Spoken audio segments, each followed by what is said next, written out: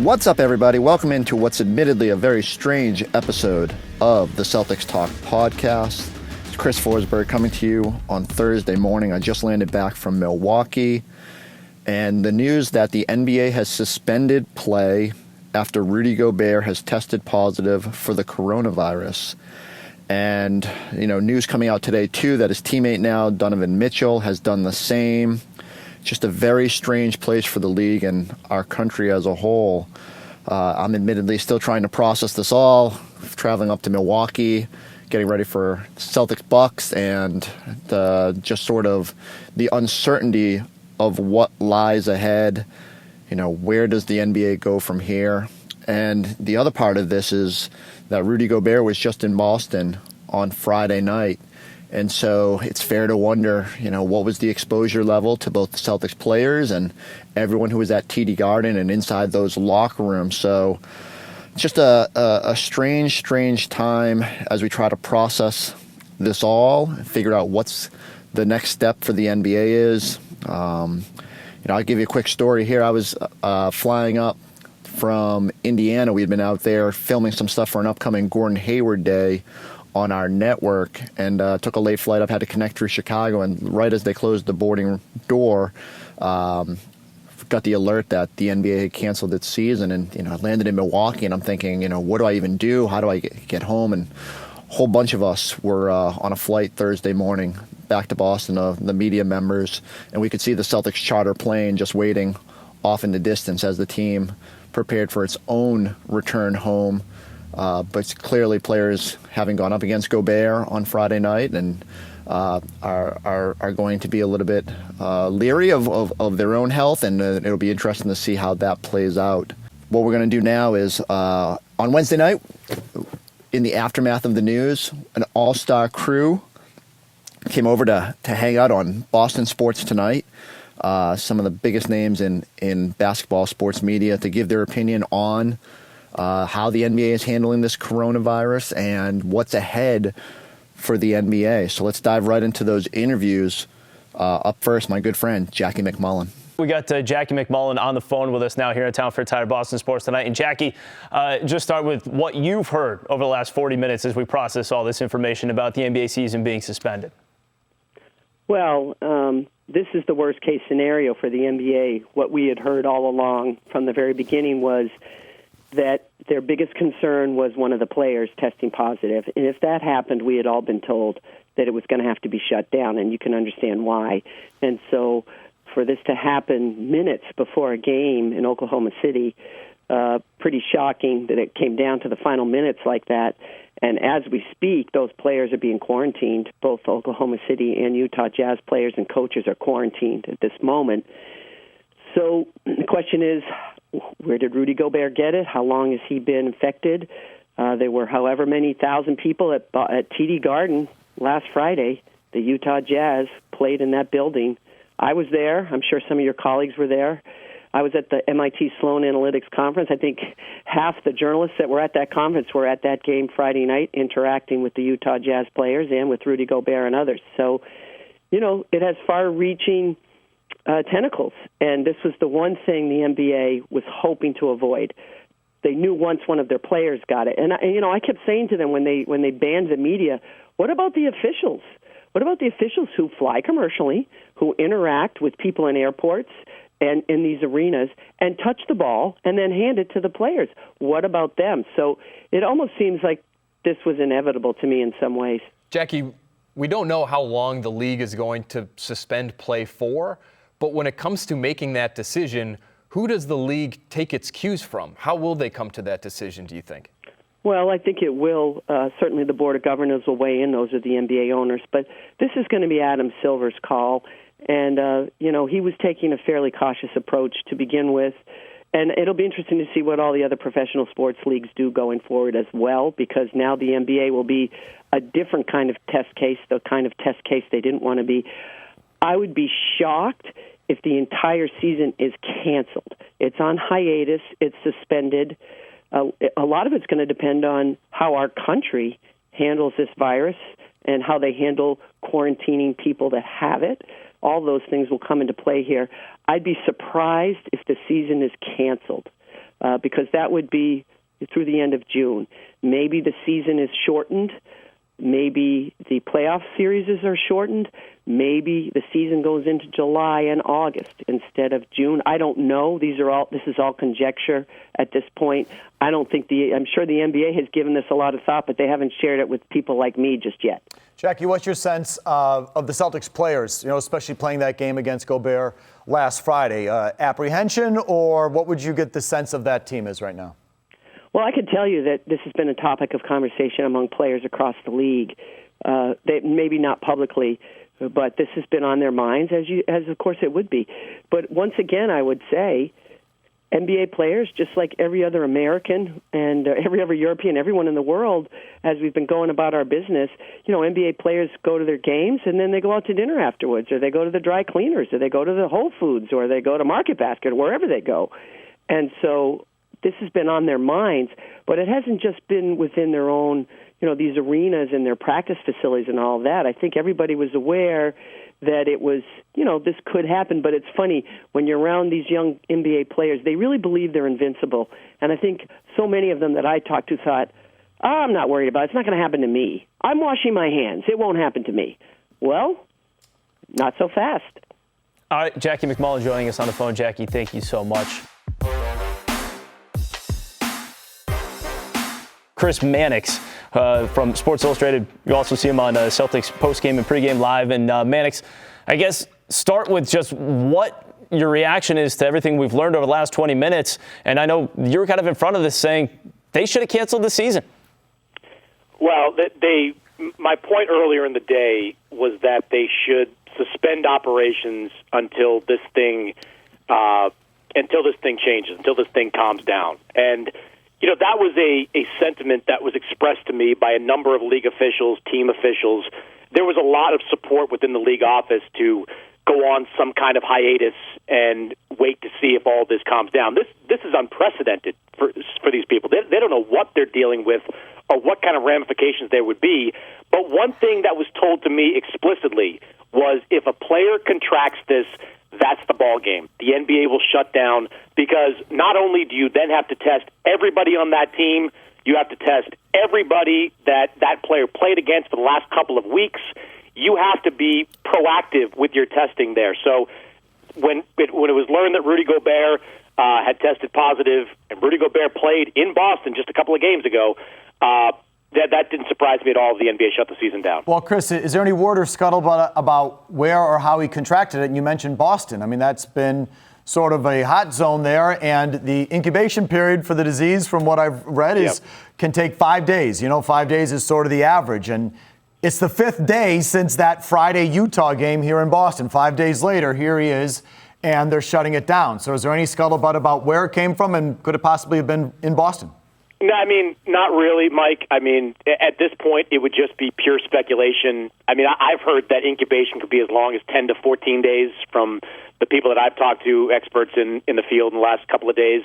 So anything would be complete speculation. I would say that I'm sure you've seen the clip by now of Gobert putting his hands all over the reporters' tape decks just a couple of days ago in what has to be one of the most biblically stupid videos that you'll ever see, given what we now know about Rudy Gobert. Yeah. Chris, I want to ask you about just this suspension period. Any information on how long we're talking? Are we talking about a month and a half? Has there been any discussion among the league hierarchy on how they want to do this thing? Most of the discussion, Michael, it started in the last 2 or 3 days about how the league was going to handle it. A couple of days ago, I think they had a pretty good idea based on what certain cities and states were advising, that playing in empty arenas was going to be something that they would have to do. They had an owners' call earlier in the day where several owners expressed the support for the idea of shuttering the season for the foreseeable future. Most of the owners on that call were more in favor of kind of letting this thing play out with empty arenas, but there was some growing support for shuttering the doors. The people I've talked to tonight, they don't have any idea how long this is going to last, and if I had to characterize it any way, there is not a lot of optimism that this season is going to be able to be resumed. There's more of a sense that, and they're getting this from their own medical experts, that there's a real possibility that this gets worse countrywide before it gets better. And if it continues to get worse, they're not going to come back and play in front of empty arenas. Now they pulled the pin on the nuclear option.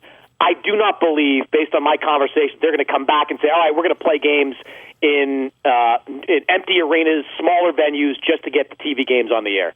So, Chris, now that one of the NBA players has tested positive for coronavirus, do you know if all players are going to be tested now, or are all NBA employees going to be tested? Does the NBA want to get a grasp on how widespread this is and how many players or employees this is affecting right now? They absolutely want to do mass testing when it comes to their employees. It will clearly all start with Utah and then spread throughout the league. But, you know, this is another one of those things that we're kind of trying to learn about in real time. But nobody I've talked to is 100% sure about, you know, does the NBA have better, because of their resources, are they able to get people tested faster than other people can, than the country can? Because the country right now is having problems with that. I mean, on a personal level, I have relatives in Florida that have been ill and are having a hard time getting tested for all this. The NBA is not sure if they're going to run into the same problem. I would imagine because of the vast resources that they have, they'll be able to get people tested quicker. But the sense I get is that it's not going to be an overnight process. For the next 2 or 3 days, they'll have everybody tested. It's going to be an extended period. Okay. Yeah, we're hearing that these test kits have been few and far between. That's one of the biggest problems with not having accurate numbers. And we're hearing now, Mannix, that the Thunder and the Jazz have been quarantined. Yep. Had you heard that, and any more you could tell us? Yeah, they're as recently as, I think, 20 minutes ago when I spoke to somebody within the Thunder organization, they were quarantining players from both teams in the locker room. The NBA said that in their release, the NBA said that the player, they didn't name him, but it was Gobert. The NBA said that he wasn't there. I wasn't aware of that at the time. I thought he was, at least he was there at shoot-around at some during the day. So I think there's some concern if he was at the arena at all at any point in time that players in Oklahoma City could also be affected by this. So they're taking, as you might imagine, every possible precaution. All right, Chris, thanks so much. We have Cedric Maxwell joining us on the phone right now. Cedric, thank you so much for joining us. Of course, we want your reaction right off the top to the news the NBA has indefinitely suspended its season, and 2 players now testing positive for the coronavirus. Well, let me give it to you the way I would give it to anybody. What the hell? I don't know what this just happened. And the fact of the matter, we just played Utah less than 10 days ago, so the word is that we might have to be self-quarantined because we played the Jazz team with Rudy Gobert at that time, and we don't know the incubation period of how long he's had the virus, if he could have passed it on or whatever. But we're right now in Milwaukee. Of course, Michael Felger's home, Milwaukee, and we're supposed to play tomorrow, and I guess we'll be leaving, just getting on the plane, flying back to Boston tomorrow. Max, what do you think the apprehension level is on the team, and what's your personal apprehension level? You're right there with the team. You're, covering these games. You're in the arenas. So what's your apprehension level? I was very serious about it. I mean, I was thinking about what happened in Italy, where they were quarantining 12 million people, and then, New Rochelle, New York, and, self-quarantine area there. So it definitely concerned me. And I was talking to a couple of people about it, and they were like, I think it's just kind of, I said, no, this could happen to the NBA. I said, all we have to do is have, God forbid, one player test positive, and then it goes down the line. What team did you play? What was the last team? Who did you play? What team do you go on from there? So it's a domino effect, and it is now happening. I don't know. I don't even know what suspending the season means. Does it mean it's going to stop now, and then you continue on a month from now with the playoffs, or what? But this is possibly the most crazy thing that's ever happened to me since I've been in the NBA. Max, you mentioned you may have to self-quarantine at this point, given that the Celtics were obviously in close contact with Rudy Gobert. This news is still fresh, but have there been any conversations among team people that you know of in terms of what the plan will be moving forward here in the short term? We just got this news. We were on the plane today. We were actually just kind of, on the bus, and I was talking to Jason Tatum and talking to Brown about this, and not anything in particular, but like how crazy it was. And Woj dropped the news that it was that the season something had happened, and that this is what was going about that. And I was talking to the players, and they were like, "Well, gosh," they all were just confused, like I was confused. And I went to sleep, took a nap, woke up to a phone call, and somebody told me the season's suspended. I was like, I thought I was dreaming. Like, suspended for what?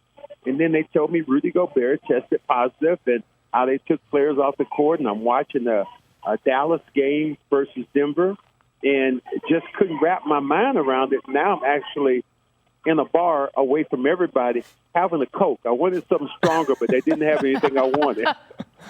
Jeez. Get rid of those germs, Cedric, any way you can, right? Max, do you think when they do go back that there's going to be players who are going to be nervous to go back, or again, you use that word, apprehensive to go back? Do you think it's going to be hard to restart this after what happened tonight? You know what? I don't know. Players have always been resilient about certain things like this. Do you stay in shape? I mean, that's the question. Do you stay in shape? What do you do? Do you play with your teammates? I mean, first of all, you got to be self-quarantined because you play the Jazz. Now you have to think about we're probably all going to have to be tested, and then we're going to kind of go from there. And it's really strange, though, when I say we, and I put myself in the context of the team because I'm around all those players. The only thing I've been doing is basically giving like a elbow bump anyway, so I don't think involved in that way. But it's just crazy.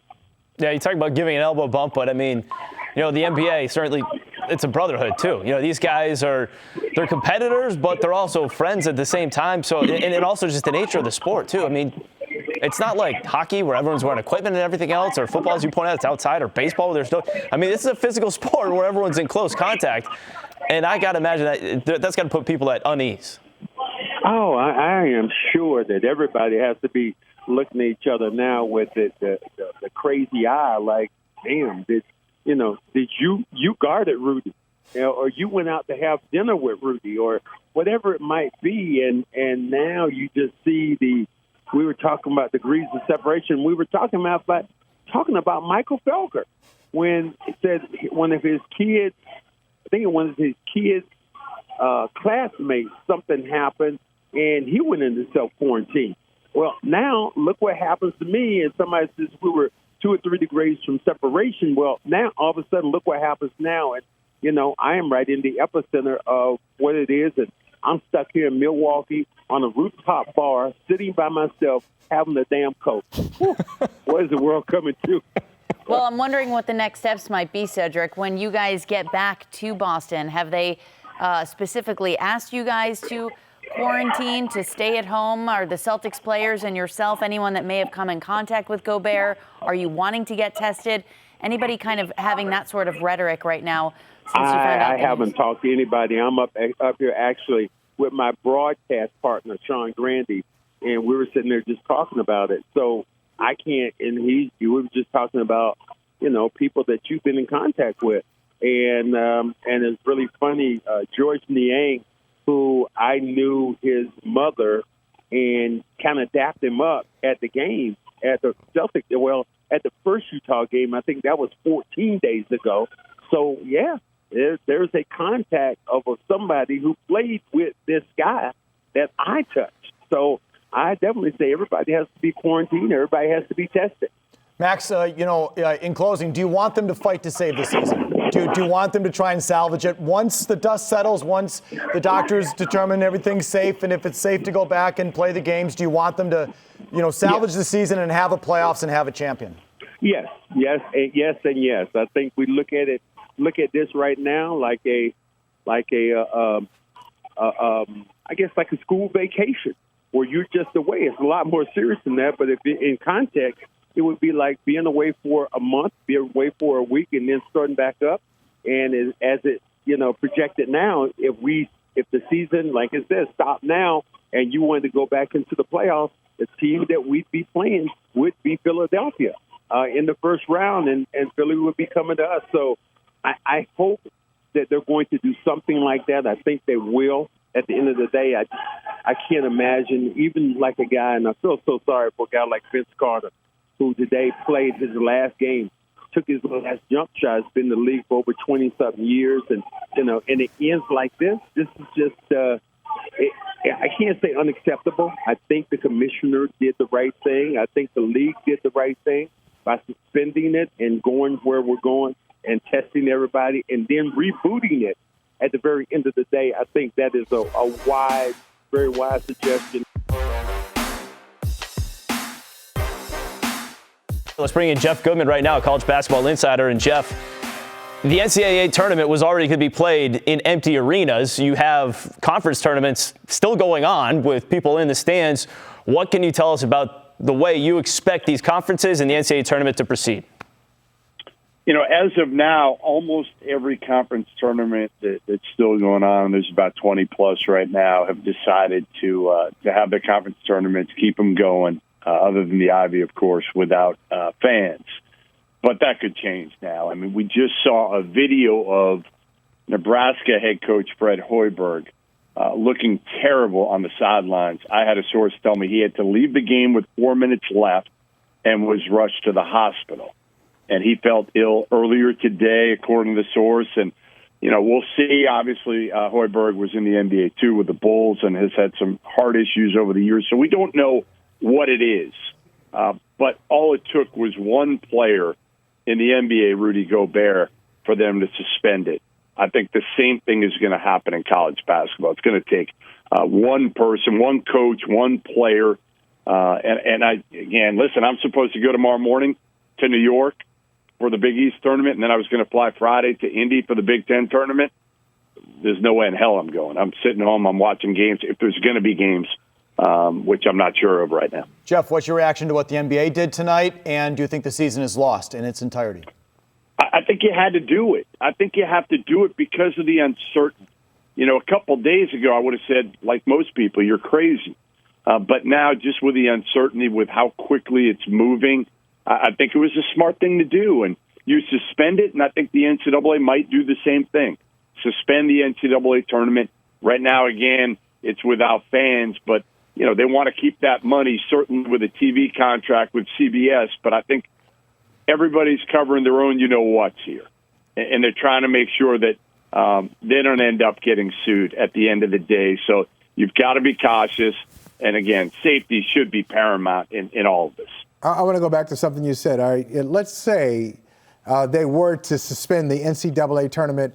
In your mind, how would that look? I mean, how far could you push it back? Felge said earlier, hey, why not have April Madness? Why not have May Madness? How far could you extend it and still have a viable tournament? Well, the hardest thing is, right, I mean, seniors graduating, kids declaring for the draft. That's the thing. You can't push it back too far because these kids are going to go through the draft process. They're done when school ends. For seniors is what? I mean, trying to think of the earliest schools when you're out in May, maybe down south. So I think there is a deadline to when you can push it back. So it's not that far. Okay, that's presuming these kids actually go to school. Obviously, that's a whole other story. So we were talking about go to school. Jeff, we were talking about this earlier. We've all covered pro sports, and we all know what petri dishes those locker rooms are, and how when there's a flu that takes hold of a team, it infects the entire team, and they all get laid up. And these staph infections is another example of things that are just hyper contagious. And these environments in these locker rooms and these sports it just proliferates in those environments more than any other environment maybe I've ever seen. So I'm personally, I would be stunned if the entire Utah Jazz weren't infected, or entire teams, because that's the way it works in pretty much every other infection. Listen, I just got I talked to a player with the Utah Jazz G League team, and he told me they're all being quarantined right now because they have two-way guys that were with the big team, Jarrell Brantley and Mie Oni, last week. So right now they're waiting as we speak for somebody to come and test them. They're in Phoenix. The game was canceled. They're in Phoenix playing the Suns G League team, and if either one of them obviously tests positive, then they're going to test the entire team. Jeff, have you seen anything like this in your professional career? Anything come close to the magnitude of what we're all now dealing with? No, zero. I mean, zero. But, I asked Bob Ryan this earlier today, and he said he's never seen anything like this. So, the only time I've ever seen a game with limited amount of fans, and obviously this situation overall doesn't compare, but I'm just talking about a game with very limited fans, was I covered the 2008 SEC tournament, and there was a tornado that hit the Georgia Dome. And they moved it to Georgia Tech the rest of the tournament, in which they were only allowed, I think it was like 200 fans apiece. And Georgia ended up winning 4 games in 3 days. They had to play 2 games in 1 day. They won the SEC tournament. So that was kind of surreal in a sense of a game and a tournament being played with virtually nobody there. All right, Jeff Goodman joining us on the phone, college basketball insider. Jeff, thank you so much. All right, good stuff from everybody there. I keep going back to it. It's just so much uncertainty about where the league goes from here. Can they get this outbreak under control and get the season started again? Do they have to alter the schedule? I don't think anyone really knows. Everyone was sort of bracing this week for the possibility of, would the NBA have to play in empty arenas and then or change locations? And now all of a sudden the season is suspended. You can look over to the China Basketball Association shutting down for 10 weeks. So they seem like they're going to start back up soon. Could the NBA go through a similar process? Would they feel confident enough in the health of their players to get everyone back out there? It's going to be fascinating to see. And how exactly does it proceed? Is this, do you end the regular season now and call these the final standings and just jump into a playoffs? And would that be an abbreviated best of 3, best of 5 series? The NBA is going to have to get creative, especially if it wants to stick with the typical calendar without bleeding into the draft and into summer league. It'll be fascinating to see how this all plays out. But I think what it shows more than anything is that, sports is supposed to be a diversion, and you're going to miss seeing that in the interim. But, the health of everyone, especially, just in this country in general, is paramount to everything. And so, take care of yourselves. Take care of each other out there. Let's get everyone healthy and hopefully get back to enjoying sports on the floor. We'll be back again soon with another Celtics Talk podcast, hopefully talking about what's next and looking ahead to when things start to return to a little bit of normalcy around here.